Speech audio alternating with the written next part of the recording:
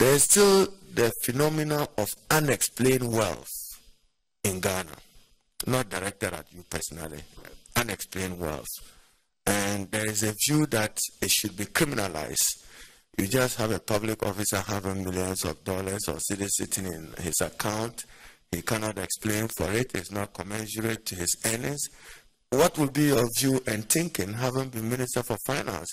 The Financial Intelligence Center, transfer of money, would go to individuals, and you just can't explain some of those wealth. Will you subscribe to us criminalizing unexplained wealth, sitting where you are? Thank you, Chair.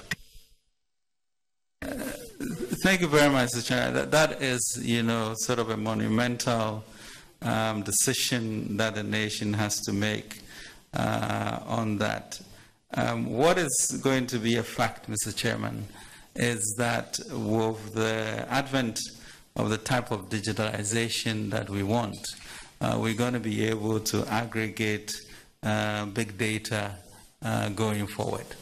And so in that event, I think it is a national conversation in which Parliament may have to then decide on whether, the past is the past and going forward is what we deal with.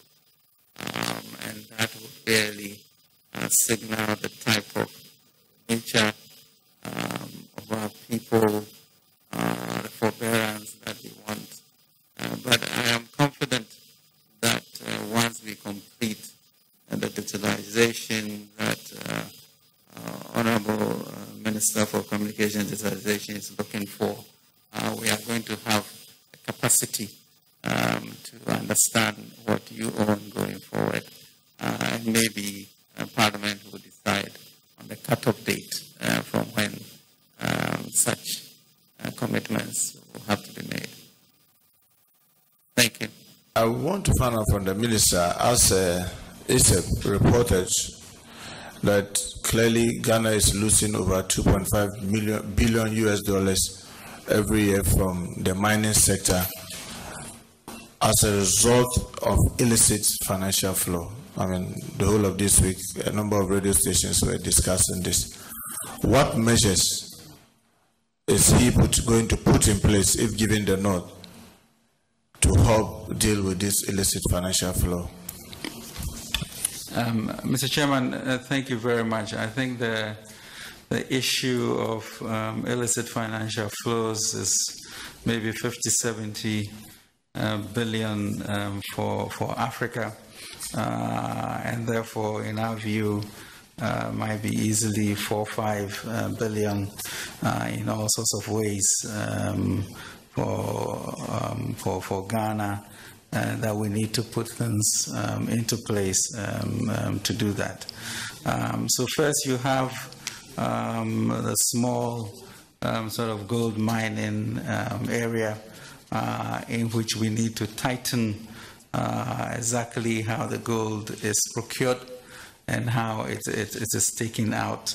So if you look at example of cocoa board's structure, should we be looking at something similar to the small-scale gold industry so that we fund our capacity to be able to buy all the gold and therefore be responsible for export to cut out that, because it is alleged that the amount of gold that, let's say, Dubai or India will record from Ghana is very different from our exports. So maybe the Cocoa Marketing Board model may be an interesting one to pursue to cut out that. Then on the bigger gold mining companies, basically ensuring that the assaying, etc., is witnessed, and we know exactly the purity that is taken. If you look at, let's say, the manganese industry, where currently they tell us the purity, they tell us the price that they earn, and then they also tell us the weight that goes on And those are all not verifiable. And therefore, we need to put in place structures to be able to determine that. I think those kind of interventions, when put into place, will make us realize the values that we deserve for that. These have gone on for numbers of years. We've experimented with all sorts of undercover agents, etc. And I think we should be ready to come up with new policies for these areas.